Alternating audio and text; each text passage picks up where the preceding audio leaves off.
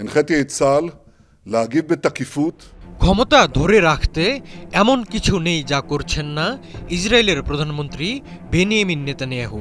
রাজনৈতিকভাবে টিকে থাকতে একের পর এক যুদ্ধকে হাতিয়ার বানাচ্ছেন তিনি। এমনকি দুর্নীতির মামলা থেকে বাঁচতে ব্যবহার করছেন নিজ দেশের জিম্মিদের। নেতানিয়াহুর এসব কূটকৌশল বেশ আগেই ধরা পড়ে গেছে নিজ দেশের নাগরিকদের মধ্যে। তার কর্মকাণ্ডে রীতিমতো ক্ষুব্ধ ইসরায়েলিরা। ফিলিস্তিনি প্রতিরোধ গোষ্ঠীর হাতে জিম্মি ইসরায়েলিদের স্বজনরা বলছেন, জিম্মিদের নিরাপত্তা ও জাতির বৃহত্তর স্বার্থের চেয়ে নিজের রাজনৈতিক অস্তিত্বকে প্রাধান্য দিচ্ছেন মধ্যপ্রাচ্যের কসাইখ্যাত এই নেতা। ফিলিস্তিনি প্রতিরোধ গোষ্ঠী ও দখলদার ইসরায়েলের মধ্যে যুদ্ধবিরতির চুক্তি নিয়ে কাতারের দোহায় চলছে আলোচনা। তবে ইসরায়েলের কারণে যুদ্ধবিরতির ক্ষীণ সম্ভাবনা এখন ঝাপসা হতে শুরু করেছে। মূলত দুটি কারণে আলোচনা ফলপ্রসূ হওয়া নিয়ে তৈরি হয়েছে শঙ্কা। যুদ্ধবিরতির শর্ত হিসেবে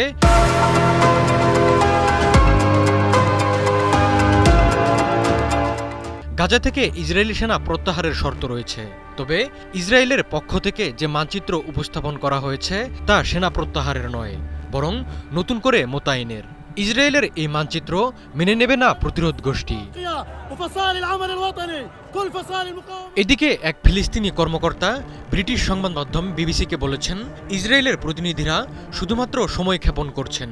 ইসরায়েল নিম্নসারির কর্মকর্তাদের যুদ্ধবিরতির আলোচনার জন্য কাতারে পাঠিয়েছে, যাদের মূল বিষয়গুলো নিয়ে সিদ্ধান্ত নেওয়ার কোনো ক্ষমতা নেই। গাজা থেকে দখলদার ইসরায়েলি সেনাদের প্রত্যাহার এবং মানবিক সহায়তা নিয়ে এই মুহূর্তে মূল আলোচনা চলছে, কিন্তু এ ব্যাপারে ইসরায়েলি প্রতিনিধি দল কোনো সিদ্ধান্ত দিতে পারছে না। এবারও যুদ্ধবিরতির চুক্তি ভেস্তে গেলে মহাবিপদে পড়ে যাবে প্রতিরোধ যোদ্ধাদের হাতে আটকে থাকা জিম্মিরা। তাদের বেঁচে থাকার সম্ভাবনাও কমে আসবে। অথচ নিজের রাজনৈতিক কেরিয়ারের জন্য জিম্মিদের এখন অস্ত্র বানাচ্ছেন নেতানিয়াহু, যা এরই মধ্যে বুঝে গেছেন তার দেশের নাগরিকরাই। যুদ্ধ জিইয়ে রাখা নেতানিয়াহুর প্রিয় হাতিয়ার। বারবার যুদ্ধ দীর্ঘায়িত করে নিজের রাজনৈতিক পতন ঠেকিয়েছেন নেতানিয়াহু।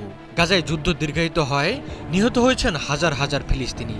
শত শত ইসরায়েলি সেনার মৃত্যুও ডেকে এনেছে এই যুদ্ধ। পাশাপাশি মাসের পর মাস প্রতিরোধ গোষ্ঠীর হাতে জিম্মি হয়ে আছেন অনেক ইসরায়েলি। নিউ ইয়র্ক টাইমসের এক প্রতিবেদনে বলা হয়, গাজায় যুদ্ধ শুরুর 6 মাস পর নেতানিয়াহু হামলা থামানোর প্রস্তুতি নিচ্ছিলেন।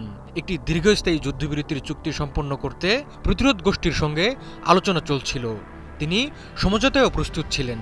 মধ্যস্থতার জন্য মিশরে দূতও পাঠান, কিন্তু পরে কট্টরপন্থী মন্ত্রীদের সমর্থন আদায় ও সরকারে টিকে থাকতে তিনি আর চুক্তির পথে অগ্রসর হননি।